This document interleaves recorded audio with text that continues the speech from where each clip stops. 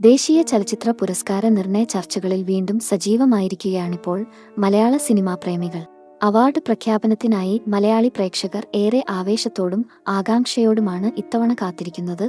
മികച്ച നടനു വേണ്ടിയുള്ള പുരസ്കാര മത്സരത്തിൽ മലയാളത്തിന്റെ സ്വന്തം മമ്മൂക്കയും അവസാന റൗണ്ടിൽ എത്തിയിട്ടുണ്ട്. ബെസ്റ്റ് ആക്ടർ പുരസ്കാരത്തിന് വേണ്ടിയുള്ള കടുത്ത പോരാട്ടത്തിൽ അവസാന റൗണ്ടിൽ മമ്മൂട്ടിയോട് മാറ്റുരയ്ക്കാൻ കന്നഡത്തിൽ നിന്നും കാന്താര എന്ന ചിത്രവുമായി ഋഷഭ് ഷെട്ടിയും ഉണ്ട്. നൻപകൽ നേരത്ത് മയക്കം, റോഷാക്ക്, പുഴു എന്നീ സിനിമകളിലെ മികച്ച പെർഫോമൻസുമായാണ് മെഗാസ്റ്റാർ മമ്മൂട്ടി 4ാമത് ദേശീയ പുരസ്കാരത്തിനായി മത്സരിക്കുന്നത്. ഈ മാസം തന്നെ അവാർഡ് പ്രഖ്യാപനം ഉണ്ടാകും എന്നാണ് അറിയുന്നത്. 2022 പ്രേക്ഷകർക്ക് മുന്നിലെത്തി പ്രേക്ഷകരെ വിസ്മയിപ്പിച്ച മികച്ച ചിത്രങ്ങളായിരുന്നു നൻപകൽ നേരത്ത് മയക്കം, റോഷാക്ക്, പുഴു എന്നിവ.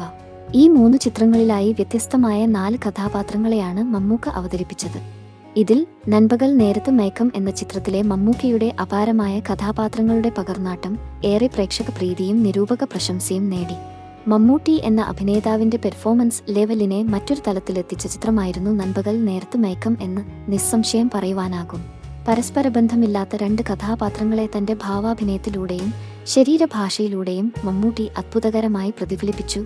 ലിജോജസ് പല്ലിശ്ശേരി, മമ്മൂട്ടി കൂട്ടുകെട്ടിൽ എത്തിയ നൻപകൽ നേരത്ത് മയക്കം തിയേറ്ററുകളിലും നിരവധി ചലച്ചിത്രമേളകളിലും വലിയ ഓളമാണ് ഉണ്ടാക്കിയത്.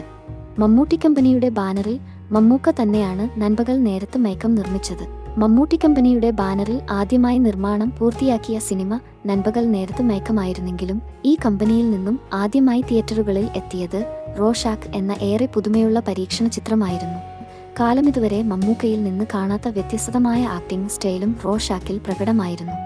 ഈ സിനിമയുടെ പ്രമേയവും അതിന്റെ ആഖ്യാനവും ചിത്രത്തിലെ കഥാപാത്രങ്ങളുടെ അഭിനയ മികവും ഏവരാലും പ്രശംസിക്കപ്പെടുകയുണ്ടായി. OTT റിലീസായി എത്തിയ മമ്മൂട്ടി ചിത്രമായിരുന്നു പുഴു.